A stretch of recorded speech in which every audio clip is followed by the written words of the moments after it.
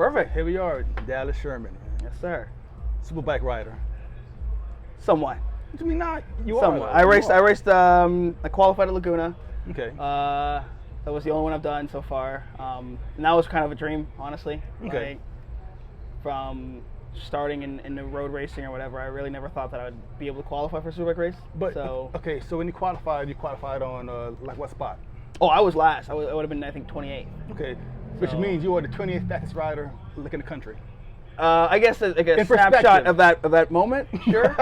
But there's, I mean, it's strange. There's so many fast guys all over the place. They are. Like, they are. you never know who will show up or who's out there, or, you know, I mean, look at Supersport, where in Supersport, Josh Herron's a guy, and then all of a sudden out of nowhere, Josh Hayes shows up, and it's like, oh, whoa, True. yeah, That is true. That is true. there's a Josh Hayes running around who And might he's not old, be right. racing, or, you know, you never know if he's going to show up or not, or. And Josh Hayes, he's how old now? About probably. Well, I don't know how old he is. I know he's in his. I assume he's in his 40s. Okay. Because he retired and came back, you know. So. Yeah, he kind of does that. Retires, comes Pulled the back. Michael Jordan. Yeah. He's like, I might come back and race a couple times or whatever. Okay. I know he's pretty close to the win record, or at least He tied it. yeah. Muhammad's So record in New Jersey last week, I right? kind of, you know, I would love to see him do it. Like, That'd be great, though. That'd be great. I think it'd be great. I mean, Josh is such a cool story, right? Right. I mean, I think it's similar to a lot of us, but to go as far as he did, because he, I believe he started riding later in Okay. life. Like, I don't think he was Like one myself. one of these guys who started riding as like a child. I think he started riding at 16 or something Okay. like that. I don't know 100%, but I know he was like, it wasn't like some child thing that he like had a bike and just was riding and was like, hey, I'm good at this. Okay, but so what's your story though? Like, when did you start riding? Like, how did you get here to this point today? That's actually interesting. I started riding motorcycles at about 5 years old. Okay. My first experience wasn't the best, where I like got on the bike and stuck in the throttle and, you know, getting pulled along, and my uncle had to run and like snatch me off the bike and whatever. Like, yeah, that's not for him. yeah, that wasn't the best. But after that, you know, kind of riding more and more. I got a XR100 Okay. and rode that bike around the trails for a long time. After that, bought a YZ85 and started doing motocross. I was probably 11 or 12 when we started Okay. doing motocross. I love Moto. Moto was so much fun. Okay. Really was a huge James Stewart fan. Love Bubba so much. Yeah, so was I. Yeah, Bubba's the man. And, you know, wanted to be like Stu. I think everyone wanted to be like Stu. Yeah. But I really wasn't very good at motocross racing. Really? Okay. Yeah, why? like all the things that actually are funny that transit to road racing. I didn't like jumping. I didn't like that the track changed all the time and the ruts and Okay. all that stuff. All that stuff I wasn't very good at. Got it. But like when it was hard pack and like dusty and wasn't a lot of grip, I actually was pretty good at riding when. And no jumps, right? Yeah, well, like, you know, in between the jumps and the corners, Okay. I had solid corner speed, but I like, you have to learn how to jump these jumps so fast. You Okay. know, a lot of those guys, you go out there for a couple of practice sessions and then that's it. They're ready to jump these jumps and send it, and I wasn't quite. Okay, fair enough. I wasn't quite there. So motocross race for a little bit. Was like, yeah, like this is probably. Did you win any races though? No, I didn't win any races. Really? Okay. I think the best ever finish I got was like third place one Okay, time out in something, Nevada, and I was honestly like over the One moon okay. about that. Now third place with 3 riders, or? You know? It might have been 3 riders actually. I don't know, but it was yeah, like wasn't very good at it. Okay. And then from there, honestly, did some hair scramble racing, started riding in the woods more, and things like that. I mean, obviously never got off the motorcycle, but I really enjoyed like just like riding through the woods, trail riding. Out in Colorado, we have a lot of like Jeep trails. Well, I mean, we have single track as well, but I spend most of my time riding on like Jeep trail stuff. So like Okay. second, third gear, mostly flat with rocks and bumps, so you Okay. can kind of like really get the bike in there, sliding, a lot of sliding the rear end. It's almost like flat track, but with a Not little as bit of steep. not as, because you know, flat track is really kind of Right. like pristine, Smooth. and there's not a lot going on with the racetrack. The surface obviously has some stuff on it, but it felt very similar to flat track. Okay. You know, when you really kind of rip it through the woods. How was that? You enjoyed that part? I love that. Okay. That was a lot of fun. And, you know, I kind of just did that and didn't think much of it. And then for Christmas one year, my dad was like, hey, like, let me take you out to a track day on the street bike. And I was like, oh, I don't know. Like, that doesn't sound like fun. Like, the track's the same every lap, and there's no jumps, and there's no ruts, and whatever. Right. And it's kind of funny because that's actually the best part. Right. So yeah, we went out. We were going to go to the track. At the time, I had a DRZ Supermoto. Okay. And he wanted me to ride that, and I was like, well, no. Like, if we're going to ride on a road race track, like, let me ride a sport bike. Right. Okay. So he had a Buell 1125. And I was like, let me ride the Buell. It's a big bike, though. He's like, oh, no, I'm nervous. I don't know if you're going to be able to do it. I don't know if you're going to be able to do it. And I'm like, dude, like... Typical dad, yeah. I've been riding for a while. Like, right. I understand I have no street bike experience, but I've been riding for a while. Like, yeah, come on. So, went out for my first session. My helmet actually fell apart, so I took off. Wait, helmet... It fell apart? Well, like, the visor blew off as I was going down the straightaway. How's that happen? It wasn't it just wasn't connected to the side all the way. So visor came off, I came in. By the time I got my helmet fixed, the session was over. But like even that first little like half a lap I did at somewhat speed, I was like, oh, I'm really into this. I was like, this is good. I like this a lot. Okay.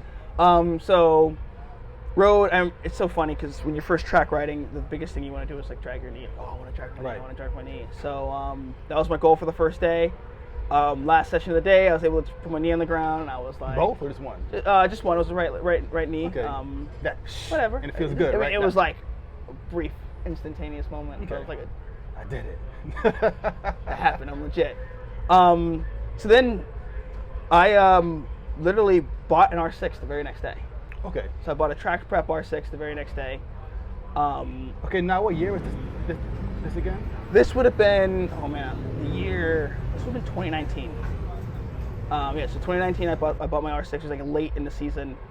Bought my R6 and so had fun. So hold up. So let me kind of understand this right.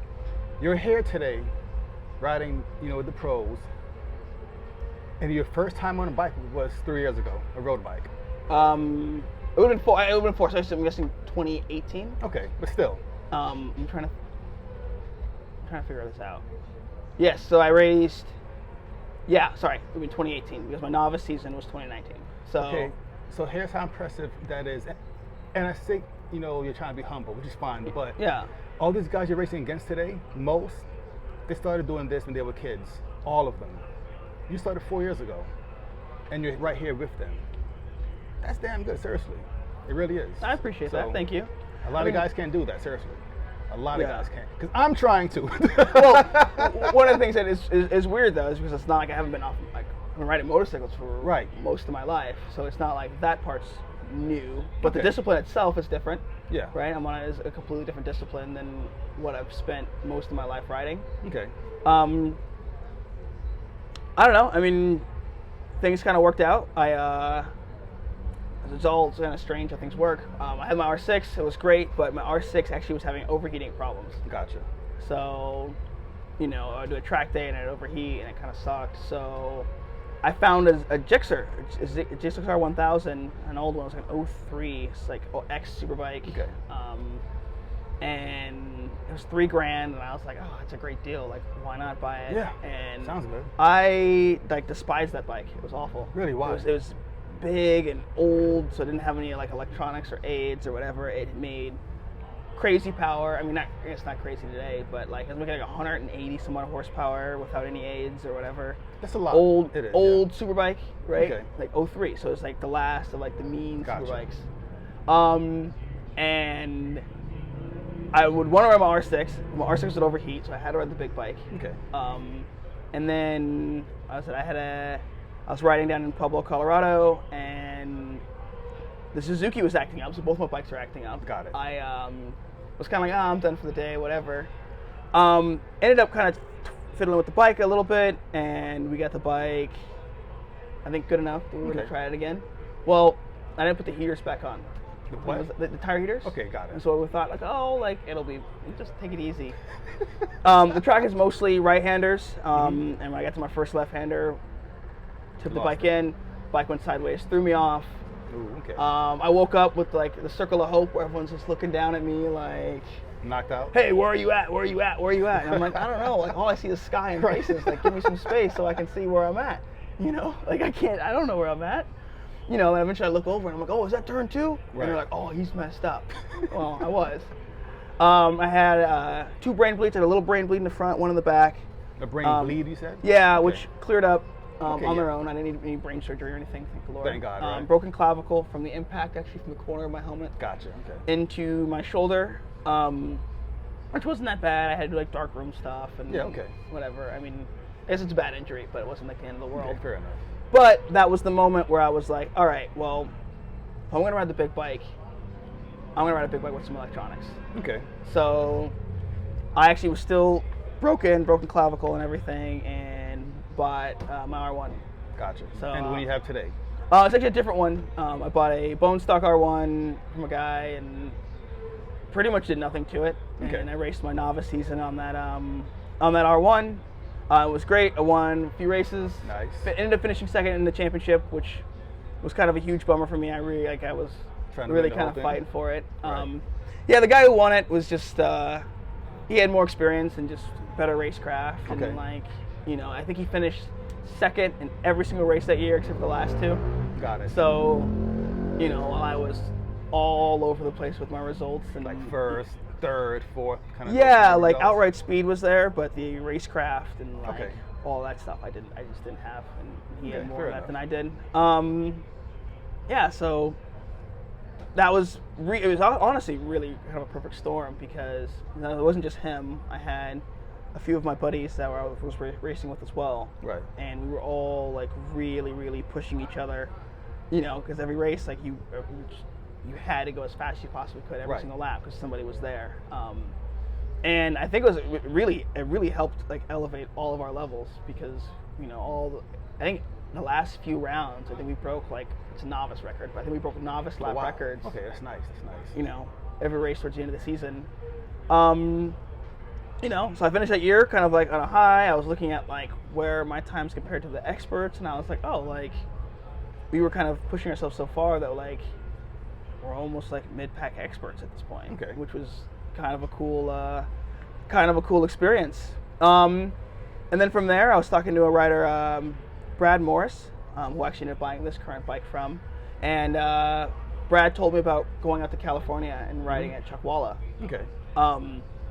So into my novice year, you know, Chuckwalla runs a winter series, so we would go out to Chuckwalla and we started racing in their winter series out there. And Chuckwalla is it's like a whole different animal, right? Okay, how so? Well, club racing in Colorado, and you know, everyone's fast. I'm not gonna Okay, say right. that, but like the number of guys at that like top level, so much greater out in Chuckwalla. Out in Cali? Like, Gotcha.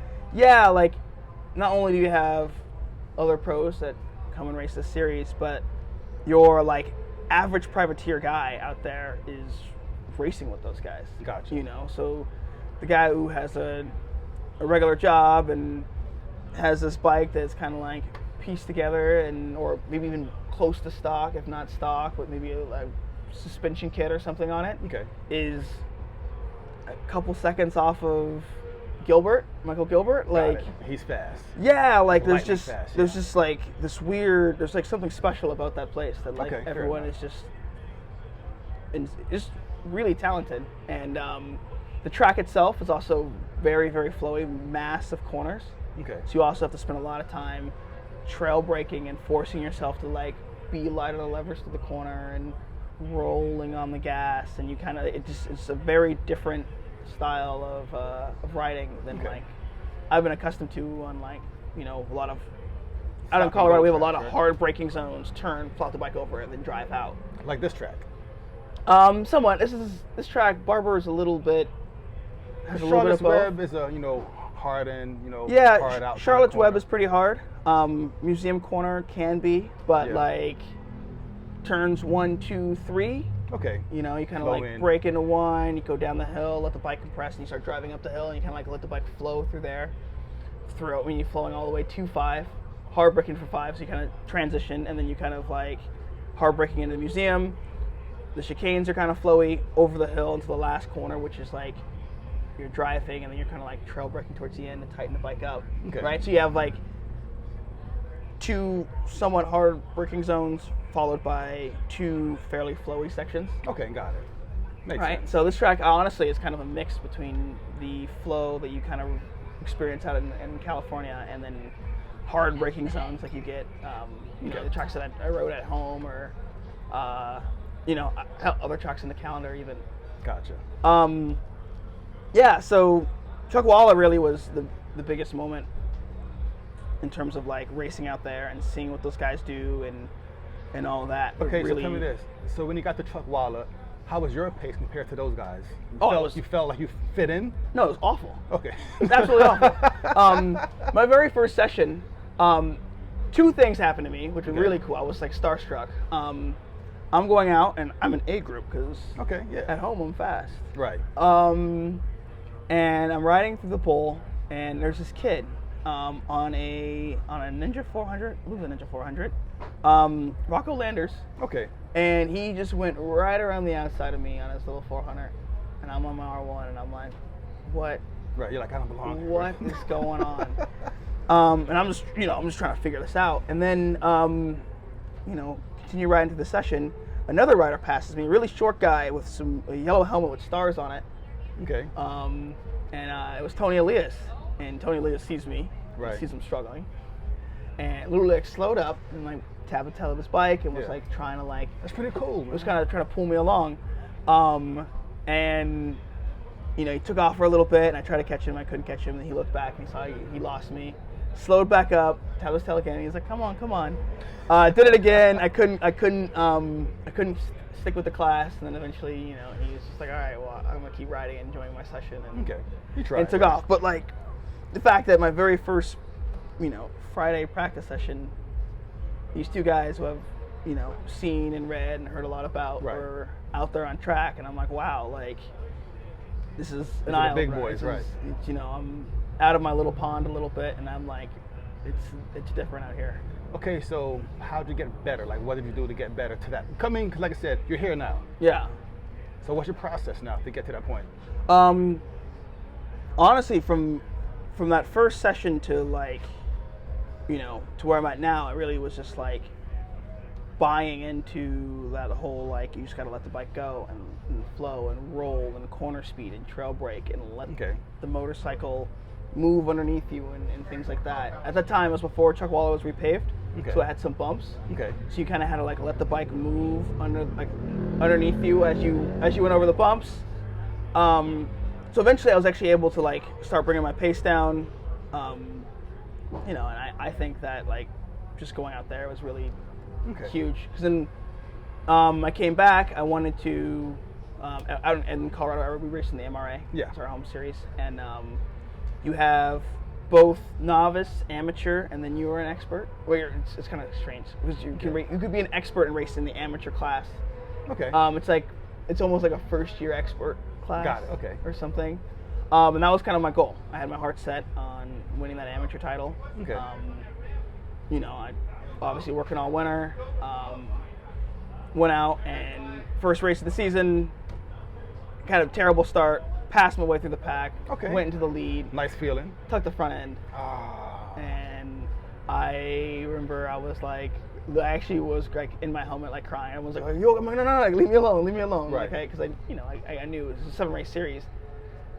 I knew it was pretty much gone. Which, funny enough, it wasn't because we had guys who had mechanicals and couldn't race every round. And if I stuck in there, I would have been able to win the title. But because of that wreck, I decided, why don't I just go and race the premier class and race the Rockies and race the fastest guys in Colorado, and then wherever I go, I'll race, you know, the fastest guys in the club. So if I go to Utah, I'm racing King of the Mountain. In Chuckwalla, I'm racing the shootout. Like, let's just go all for it. You know, and then at that point, I was starting to think about, well, Moto America, and let's start looking at points. Okay. yeah, so I was like, all right, let's start figuring out what I need to do to get a stock 1000 license. I think at that point it was 200 points. Okay. So we started kind of hitting the road. Got it. Jump in the trailer and we'd go to this club organization and race, and I try to earn points out there. So and it's combined points from any club. I don't believe it's actually. I believe it's actually just supposed to be from your home club. Okay. Which I had enough points from the Okay, MRA. got it. But you know, we just started going. We actually came out here for 4th of July weekend, I think it was. Mm-hmm. Yeah, we did a lot of just kind of miscellaneous traveling, even like traveling for a track day or something, just riding different places and different tracks. And I think getting out of, getting off of the same racetracks that I've been riding for the last year or so was really nice. And then, yeah, I was able to get enough points that year that I was like, let's go to Moto America. Nice. So, went out to Chuckwalla again that next season and was just like, all right, well, now the goal is like, let's figure out what pace we need to be at to be able to qualify for races. Okay. Yeah, so I don't know. From there, we did another season out of Chuck, had a great time. Then I made my pro debut at VIR that year. Didn't go very well. This is 2021 now, This right? would be, I believe it would be 21, yes. Okay. So all through COVID. I mean, that's actually one of the weird things. I guess I kind of glazed over that a little bit. But because of COVID, we were able to just kind of go and race. Nothing was really going on. The world was kind of shut down. Okay. So we're just going here and we're going to race. Never had more time. We'll go there and we'll race. And fuel was cheap at the time. And all right, we're showing up here and we're racing and we're social distancing and being good. So made it to VIR. I crashed in Q1, which I was really bummed out about. I was riding really well. I think I was in 16th place when I went down. And that really, I ripped my fingernails off. Ooh, it was God a damn. very, very painful crash. All of them? Not all of them. This one completely, and then these two were mostly gone. Damn. So yeah, they had to like force him back in there. Oh, it was awful. shit, It was man. actually the most painful injury I've ever had because it was really really bad. So I lost a lot of confidence actually from that VIR crash. I could barely hold onto the bars. Right. It sucked. I actually rode Q2 after coming back from the hospital and whatever the next day, and I was like 7 seconds slower than I was in Q1. Yes. And I actually missed my brake lever going into turn 1. Mm-hmm. And that's like 100. It's a fast turn, yeah. 150-ish braking zone, and I missed the lever, and I had to re-grab it, and obviously just shot right off the racetrack, and I was like, we're probably not going to race today. Right. Not going to happen. So hung out on the East Coast for a little bit. We went to, we actually came down to Cycle Jam in Road Atlanta. Okay. I wasn't strong enough to ride Road Atlanta. Gotcha. So first race I finished was Road America. Really struggled. I mean, we had every problem under the sun. Ran out of fuel, broke a chain, transponder wasn't working, all kinds of miscellaneous problems. But that was the first race I finished. And then from there, it's just kind of been building and trying to like get closer, figure things out.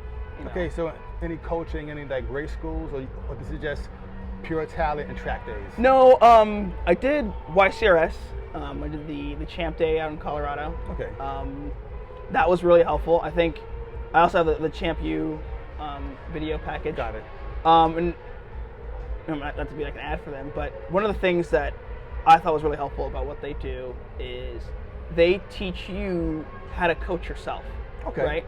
So I don't tell people to like go to a school because you're going to leave a faster rider, because you're not. Your lap times aren't going to be better. I mean, they might, but your lap times most likely aren't going to be better when you leave than when you got there.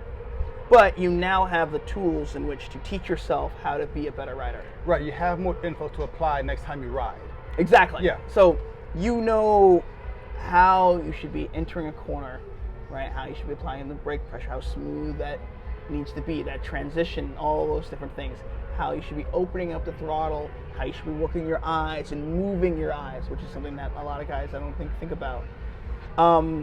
So that was really helpful. I also got really into data Okay. I love reading data. So I would Now, some folks watching don't know what data means. Explain data. So yeah, we have data loggers. I started with an AIM Solo data logger, and essentially it would plug into my ECU, and I would read just throttle position and GPS data just to see where I'm at in the racetrack, how much gas I'm giving the bike, how much brake I was giving the motorcycle, things like that. And then I would go back through after, the session was over and look at what I did, what worked well, what didn't work well. Okay. I'd overlay a bunch of different laps, see where I was inconsistent at, see, what spots I had issues with, what spots I was doing well. So it's been a lot of time running through and analyzing that. And the thing I love about data is that you can read data at any point, right? Because, we have winter in Colorado, and I'm not racing at Chuckwalla all the time. So on a random Tuesday, I can look through my data and uncover things that I am not doing right, or I could do better, or I'm doing right here, but I'm not doing right there. Okay. To kind of maximize fair enough. my ability. So a lot of that is really spent a lot of time combing through data and looking at what I'm doing, what's working, what's not working, and even with bike changes. Right? How is this gearing getting me off the corner? Is this gearing working, or do I need to go this way or that way? Am I relying too much on electronics? Are electronics taking in too much? Do I need to back them down? Do I need to raise them up? And data helps you with all that. Yeah, and once you go down that rabbit hole, there's kind of no limit. Much to. Yeah, there's really no limit of what you can kind of learn, right? A lot of people will tune their motorcycles off of their data. Where you have a lambda sensor that's reading your exhaust, and you'll go out there, and essentially the racetrack is your dyno. Makes sense. A dyno is a rolling road. We have an actual road, and you can go out there and run and see what your motorcycle's doing, and then come into the data and make your adjustments and make your motorcycle run better as well. So So with all that data you've been looking at and trying to figure out to get better, from last year's times to this year, you improve how much you think? It's hard to say exactly, but every race I've been significantly faster. VIR, my fastest lap was a 1:30.8, which was about, I think my best was a 32. Obviously I fell early. Road America, I was at a 2:27, I think was my best. And then this year I was down a 2:24-ish. Nice, What is it? Laguna, I think was a 32, I think, and I was able to get to a low 30.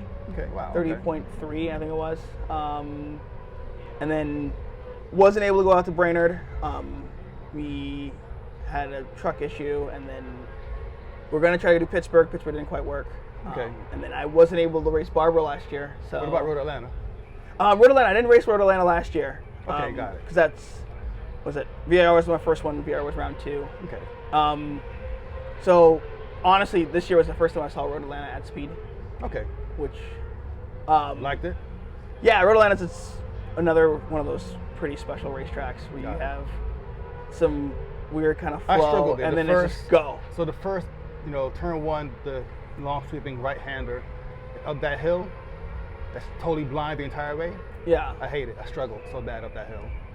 I'm good after that, but up the hill I can't see, and I get skittish and let me slow down some, so I'm getting better also. So yeah, I think one of those things is you have to, especially for blind sections, you have to find references up in the air. See, for example, Road Atlanta. Like a bird, right? Road Atlanta has that tree on your right side. So as you're coming up the hill, you use the exit of the pit lane as your marker to where you want to place the bike. You kind of look for that tree, and you kind of have an idea of where that tree is in relation to how far to the left side of the racetrack you need to be, so you can line up where you need to go for that chicane, right? most of these tracks have a thing like that. Laguna, you have the 3 telephone poles as you go over turn 1. Okay. That I'm sure everyone talks about, where you're looking for that 3rd pole. Right. And you'll drive, and if you point at the 3rd pole, you'll be there, and the racetrack will be there when you Fair enough, yeah. when you get over it. Okay. Obviously, there's a lot of commitment and trust you have to do that, but trusting that the irrational fear that the racetrack is going to be somehow moved or whatever when you get over it, right?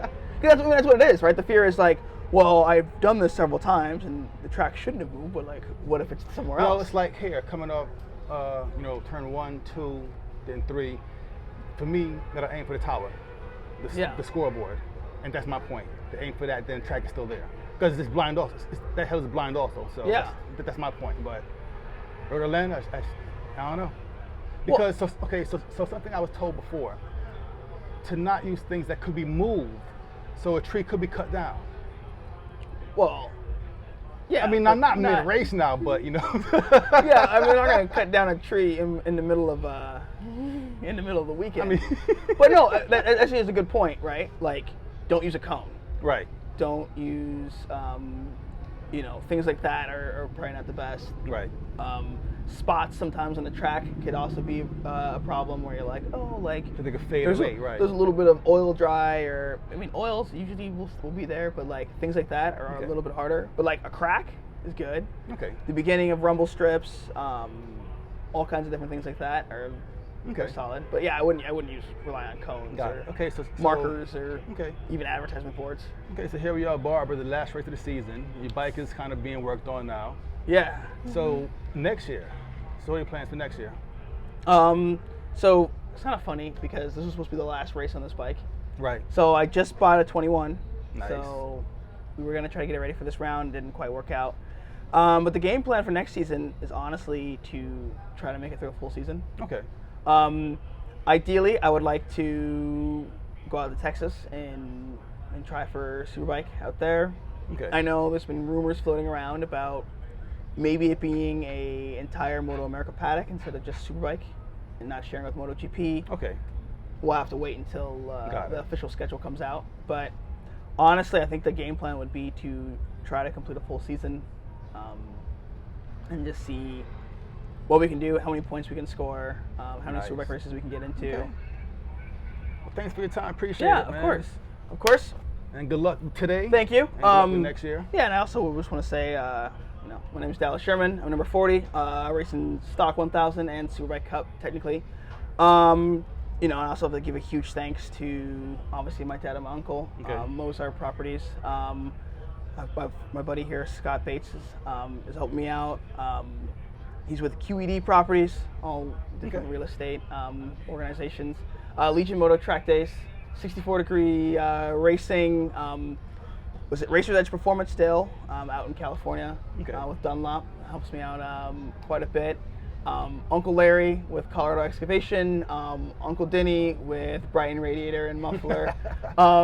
Keep on giving the plugs, man. Yeah, no, absolutely. Now even his nephew Ryan Burke also helps me out quite a bit. The biggest thanks to Rich Boyd. Rich Boyd is my suspension guy. He's not here this weekend. He is with Desmo Veloz.